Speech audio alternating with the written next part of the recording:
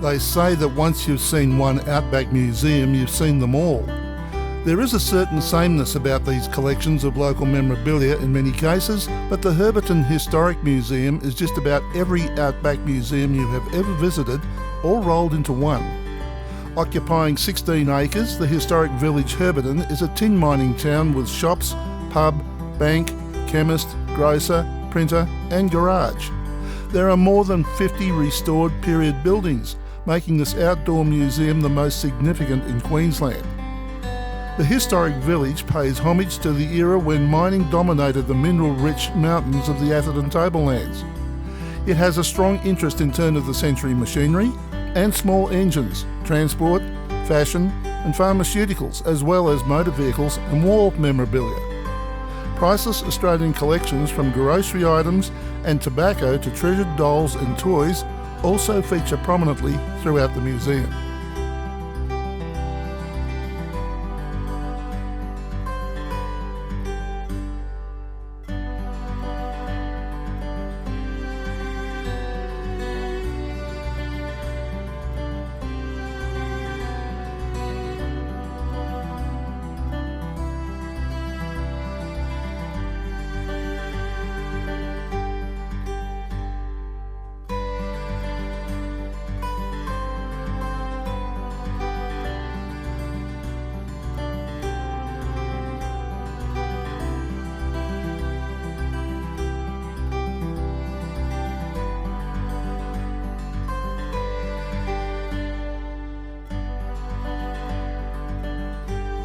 Unlike most of the buildings in historic village Herberton, Day's Garage is a purpose-built garage.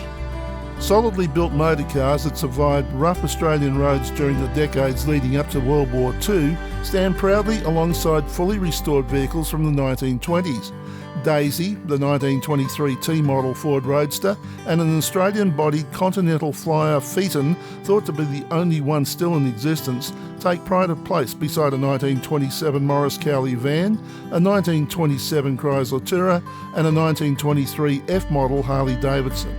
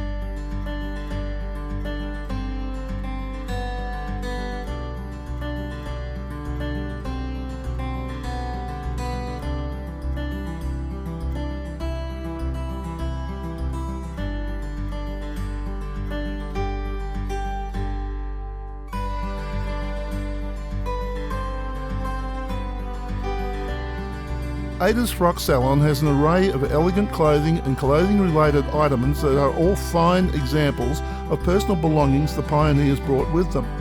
Wives came to Herberton with dresses and accessories that suited the English climate but were thoroughly inappropriate for the Queensland climate. This display includes a selection favoured by well-dressed women of the day, including a black brocade jacket and skirt from 1894. The coach house was constructed on site using locally cut poles and roof trusses made from aged maple beams from the original Herberton tin battery.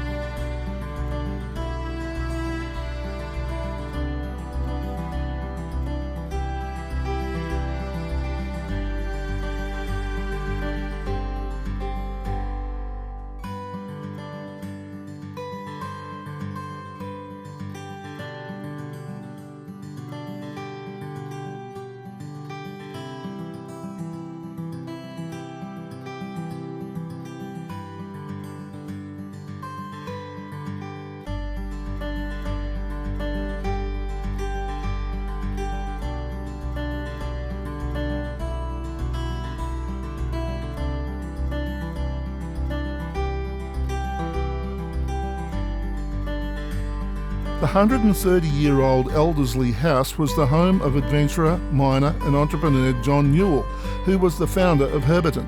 His beloved home, which once stood on the hill near the present-day Mount St Bernard College overlooking the tin mining town he founded in the 1880s, once again echoes the sounds of footsteps and voices.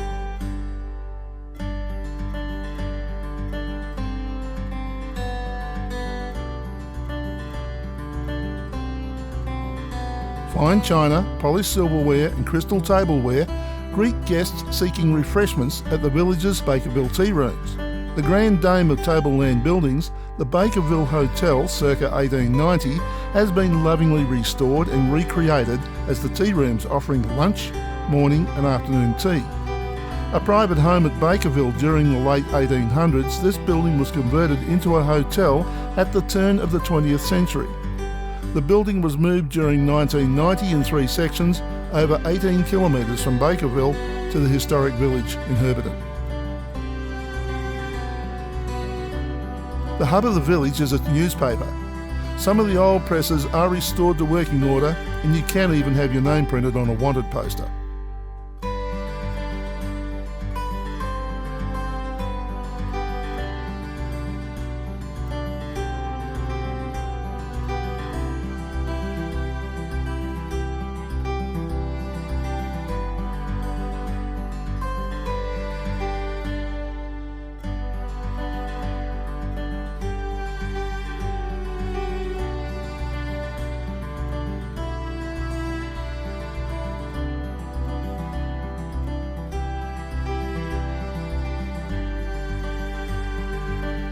There is one original building at the village, as the rest have been relocated.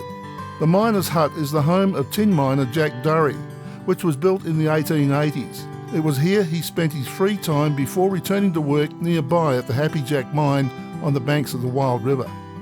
And when you think you've seen it all, take a stroll across the 70-metre suspension bridge, which links the 2 sides of Wild River on the village's 16-acre property. Walk across to discover a range of great attractions including bushwalking tracks and the Pioneer Camp, open during school and public holidays. While on the bridge, take a peek at the river and see if you can spot the odd platypus having a dip. We spent a number of hours in the village and we didn't see it all. Your ticket covers 3 days, allowing you to break your visit into smaller blocks. It's a must visit.